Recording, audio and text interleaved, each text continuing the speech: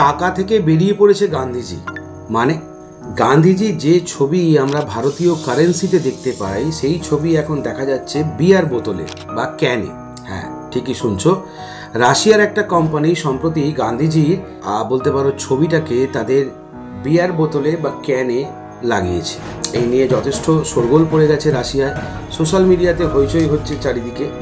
এবং রাশিয়ায় বসবাসকারী ভারতীয়রা প্রধানমন্ত্রী নরেন্দ্র মোদীর কাছে দরখাস্ত করেছে যে এটা কি করে সম্ভব, এটা কি ডিসরেসপেক্ট নয়?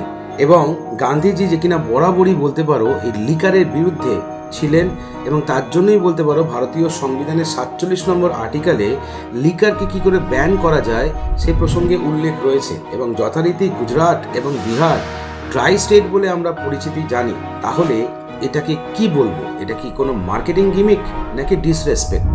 এই ধরনের আরও ইন্টারেস্টিং তথ্য জানতে গেলে অবশ্যই সাবস্ক্রাইব করো চ্যানেলটাকে, বেশি করে লাইক করো এবং শেয়ার করো। Thank you.